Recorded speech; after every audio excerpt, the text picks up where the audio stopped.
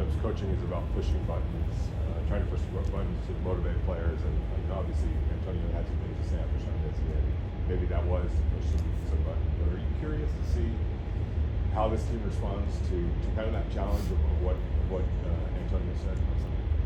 Yeah, I mean, just curious to see how we respond in general, not just based on what he said. It shouldn't take a coach to say, something to you to get you fired up and, motivated to turn it around. So just looking to see how the guys respond, myself included, everybody. Do you have an expectation of what that response is going to look like? I don't have any expectations. How would you characterize how the meeting went on Monday? How would I do what? The team meeting on Monday. I mean, what happens in our meetings is it stays in our meeting rooms, but there was obviously a lot of accountability and a lot of discussions and different things like that. Just communication in general, we get on the same page. Coach Chris talked about was the game against the Panthers. You can tell pretty much from the first drive that it wasn't what it needed to be. He said the practices leading up to the game were positive, so it's kind of surprised him. This week going against the Browns, what do you guys need to do as a team to make sure that energy translates from practices to the game? Well, obviously we need to start by having good practices either way. It doesn't always translate to the game. You hope that it does, but it doesn't always work that way. But you got to start with a good lay, a good foundation for the week, and then follow it up with the communication and execution on the game. You said it shouldn't take a coach sometimes to have to push those buttons, and by the same token, it probably shouldn't take leaders like yourself to have to push buttons to your teammates as well. But that is part of the job of being a leader. And how much responsibility do you take in kind of speaking up in moments like this? I mean, just as much as a coach. It's the best teams from back when Troy Aikman, whoever was playing, it's always been the players. The player-led teams are the ones that do the best in my mind, and that's how you sustain it. You can have a coach, or your dad yelling at you, but anytime your brother gets on you, it's going to be a little bit different. So, you got to find a way to dig deep, and sometimes you need a little extra motivation from your brother. That's normal. You would hope that everybody could come out motivated and ready to play, but if that's not the case, that's why you got your brothers next to you to pick you up. Every game is a season to itself, Davante. But coming into this, how important is this one to rebound? Not just because it's the fourth game of the year, but based off of what you guys looked like the last time out. Yeah, I mean, it's every game you're in currently is the most important one, obviously, as we all know. But having a game like that, where it's a game in our minds, and I think a lot of people's minds, similar to the Baltimore losing to us. Everybody had us winning that game, especially after coming out and playing the way we did the previous week and finishing that one at least. So. We just gotta figure out what it takes to come out and bounce back this week. I know everybody's determined and has it in their mind and got a bad taste in their mouth, so we gotta put the work in right now so that we can do it on Sunday. Jay, as a veteran, how do you stay mentally strong and make sure that all of your teammates are as mentally strong as you moving forward? Yeah, you just gotta keep reminding them and display your strength and confidence. Sometimes people gotta see that, whether it's the way you walk around or the way you talk or your ability to bounce back after not, playing great or whatever the case may be. So I think there's nobody that's played great in these first three games on our team, myself included. So we got to find a way to, keep that confidence strong and high. And we got a lot of guys that have done it for a long time and have made plays that can remind some of the younger guys that maybe their confidence slips in moments like this. So it's obviously my job as one of the leaders. And, probably the most experienced person on this team to come out and show what it looks like. I know you said that we've played great, but I know you're taking a lot of pride in Trey's development. What's it like to see him have some success on the field? Well, I'll say play great. I mean, you can go out there and give effort, but just because you're playing as hard as Max does, Max don't end up winning tackles. I mean, is that playing great? Just the way we look at it, it's about production. So at the end of the day, when I say that, I mean, I don't think Trey's maximized what he can do either. He's made the most of his opportunities for sure, but there's always another gear we can tap into. Trey and there's a handful of guys that I feel like that have come out this year and with the opportunity that they've had, they've converted and done a pretty good job. But there's always more. Offensively, how important is it for you guys to get the running game going so that you guys can even have more success in the passing game? Yeah, I mean it goes like that sometimes. Sometimes it goes the opposite way where you can maybe pass it over at the run. And, so it just depends on the approach we take week to week, and everybody just doing their job.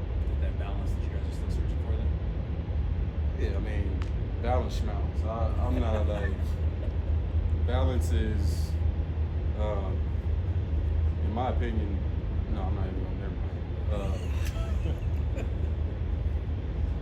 It's important to be an efficient football team, no matter what vehicle you use to control your offense.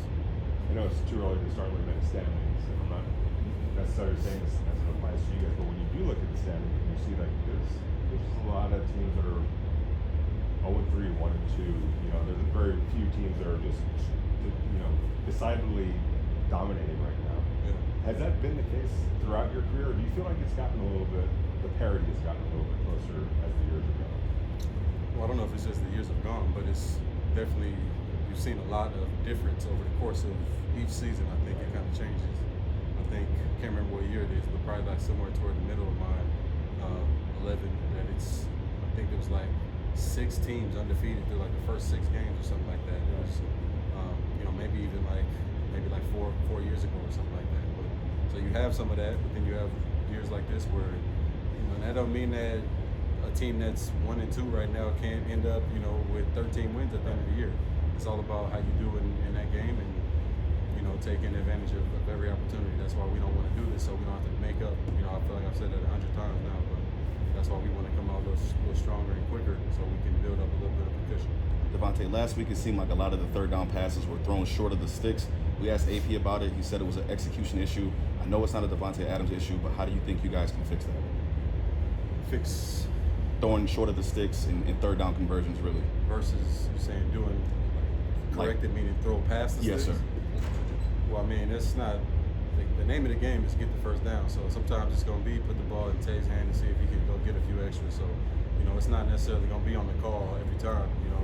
I like to think that, obviously if it's a zone coverage and I get the ball short, it's going to be a little bit more difficult. But if I get the ball in man coverage and I'm short, that's, I take that, at least the way I look at it, is my, the coaches and, play caller, that's them saying, I'll take 17 over what they got going. So sometimes it's not the best idea, but sometimes you got to throw it short and go get it just based off of what you presented with on defense.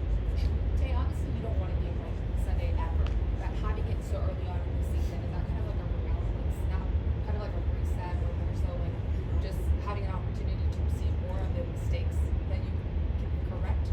Yeah, I mean, it can. It's just all depends on the, your approach to it. It's definitely you can look at it like that. I think this team, we have to look at it like that for sure right now. I think look at it as a blessing. It's something that happened now, like you said, versus a week before it's time to try to get in the playoffs, or some later in the season situation where you think you got it figured out and it all just crumbles like that. That can mess with your psyche and the team's mental a little bit.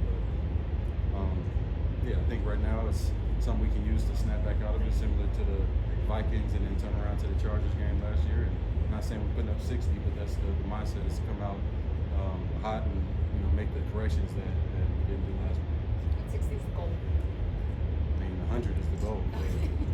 We'll see what happens.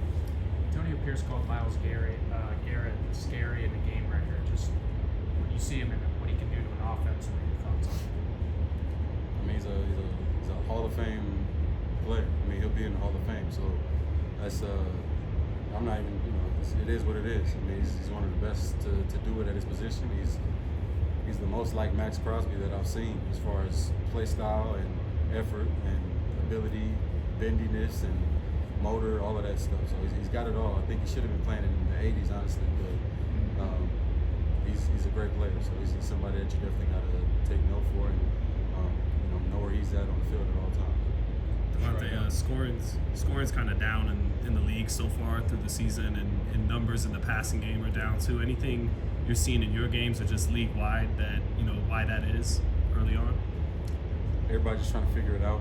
I think defenses typically get rolling a little bit sooner, and I feel like defense, I could be making this up, but just based off my observation, I feel like there's less turnover on defense as far as coordinators and coaches as well too. So like our situation, we're coming in with a new coordinator, a new offense, and we got carryover from and our defense is looking a lot better than our offense right now. So that's how it goes, and sometimes it takes a little bit more time to find the rhythm.